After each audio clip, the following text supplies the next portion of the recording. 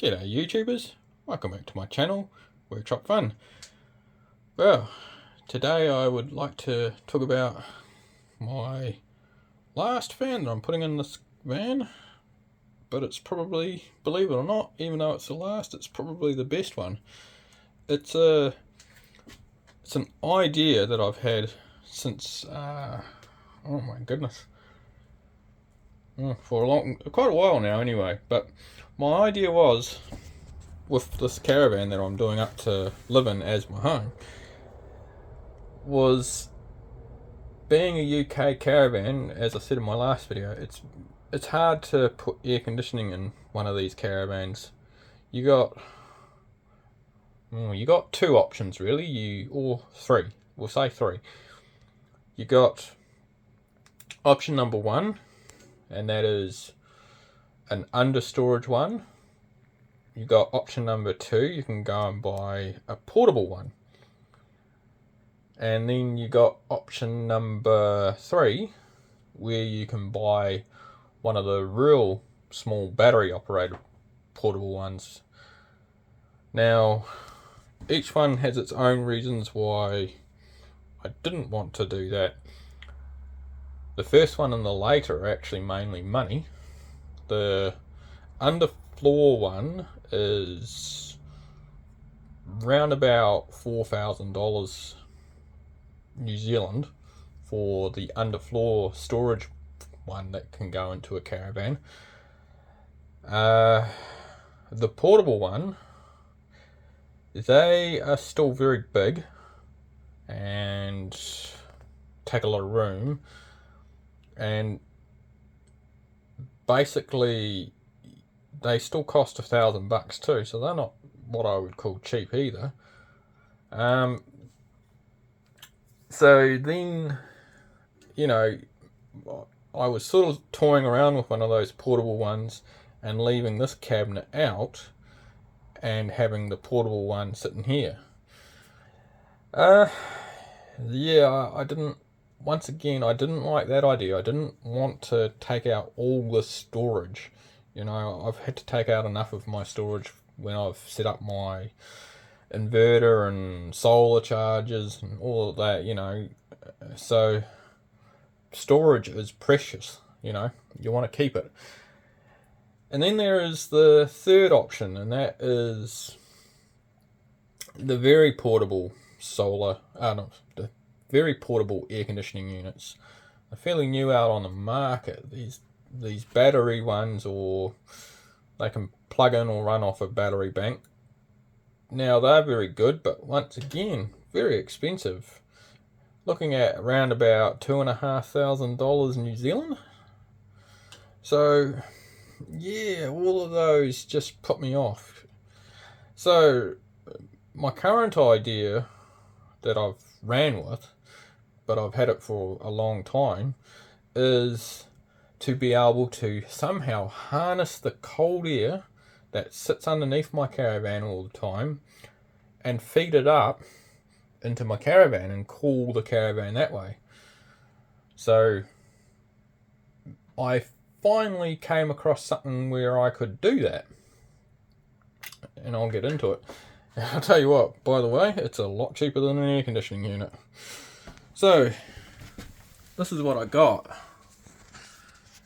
As you can see, this is a long cylindrical inline duct fan, and as you can see, I've cut a bottom in the floor, and I'm going to be installing a ducting one-way valve. Basically, it's got two flaps that get pulled up by the suction of the fan and then drop down when the fan's off. So that's on its way. I'm getting that from overseas because I can get it a lot cheaper there. And as you can see, I've mocked this up. I've cut out the little shelf, so I still got all the space in front of it and all the space beside the fan, so all through there for all my socks, and same with underneath. I got all that space still, and I still got my dresser table, of course, at the top. So what I'm going to do to filter that is use some fine stainless mesh and build a little duct underneath there to go over the top of the the one-way valve that's going to connect up to the floor and to this. I'll just have to get a little bit of ducting pipe too. That's not neither here nor there. That you can get cheap as. And then up here there's that little gap. I might try and sneak a little bit of ducting pipe in there too, or I may not worry. I'm not sure. It's not really a big concern. A lot of air is still really pushing through there. And what I did is up the top here, I've cut out this hole in the top of the dresser. It looks a bit horrible at the moment, but I can get through Ali the same stainless steel grill here as this. This is a 150mm one. So I've cut that hole out at 145 so I can fit this over the top.